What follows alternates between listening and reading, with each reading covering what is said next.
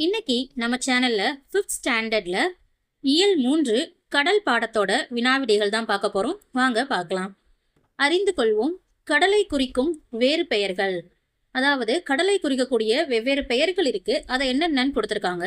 ஆழி, விரிநீர், சாகரம், பெருநீர், புணரி, முன்னீர், பவ்வம், சமுத்திரம். இதுல எந்த வார்த்தைகள் கொடுத்தாலும் அது குறிக்கக்கூடியது கடலை மட்டும்தான். சொற்பொருள் கொடுத்திருக்காங்க. அலுப்பு, களைப்பு. புறவினா குதிரைன்னு அர்த்தம். மகரம் மீன். திரைகள் அலைகள். நம்ம சொல்லுவோம்ல திரைக்கடல் ஓடியும் திரவியம் தேடு. அப்போ திரைனா அலைன்னு அர்த்தம். மகிமை பெருமை. இப்போ புத்தக பயிற்சி பார்க்க ஆரம்பிச்சிடலாம். பெருமை பிளஸ் கடல் என்பதை சேர்த்து எழுத கிடைப்பது பெருங்கடல். பெருமை பிளஸ் கடல் பெருங்கடல். கருங்கடலே என்ற சொல்லை பிரித்து எழுத கிடைப்பது கருமை பிளஸ் கடலே. கருங்கடலே கருமை பிளஸ் கடலே. திரை என்ற சொல்லின் பொருள் இப்போதான் நம்ம சொற்பொருள்ல படிச்சோம். அலை. திரை அலை. அடுத்தது மழை நீரை சேமித்து வைக்கும் பெரிய கலனாக இருப்பது. இது நமக்கு பாடத்துல இருக்கும். பாடத்தோட தலைப்பே இதுதான். கடல். மழை நீரை சேமித்து வைக்கும் பெரிய கலனாக இருப்பது கடல். இரண்டாம் எழுத்து ஒன்று போல் வரும் எதுகை சொற்களை பாடலில் இருந்து எடுத்து எழுதுக. இரண்டாம் எழுத்து ஒன்று போல் வந்தா அது எதுகை அப்படின்னு சொல்லுவோம். இப்போ அவங்க கொடுத்துருக்கிற எடுத்துக்காட்டுல பாருங்க. எல்லை அள்ளும். இதுலயும் இரண்டாவது எழுத்து இல், இதுலயும் இரண்டாவது எழுத்து இல். அப்போ இந்த மாதிரி ரெண்டாவது எழுத்து ஒரே மாதிரி இருந்தா அதை எதுகை அப்படின்னு சொல்லுவோம். இப்போ இதே மாதிரி பாடத்துல இருக்கக்கூடிய வேற எதுகை சொற்களை நம்ம எடுத்து எழுத போறோம். பொங்கு, எங்கும். இங்கு இங்கு.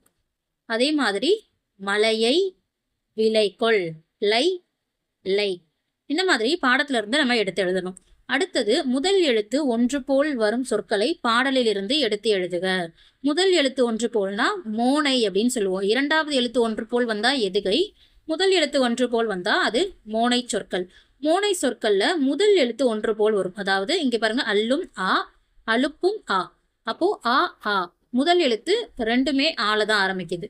அதே மாதிரி பாடத்துல இருக்கக்கூடிய வேற சொற்களை நம்ம எழுதலாம். மலையை, மகர. மலை மா மா. மகரலையும் மா தான் முதல் எழுத்து. அதே மாதிரி இன்னொன்னு எழுதலாம். விலைக்கொள், விளையாட. வி வி. இந்த மாதிரி ஒரு சொல்லோட முதல் எழுத்து ஒரே மாதிரி இருந்தா அதை தான் மோனை சொற்கள்னு சொல்லுவோம். முதல் எழுத்து ஒன்று போல் இருந்தால் மோனை, இரண்டாம் எழுத்து ஒன்று போல் இருந்தால் எதுகை. வினாக்களுக்கு விடையளிக்க.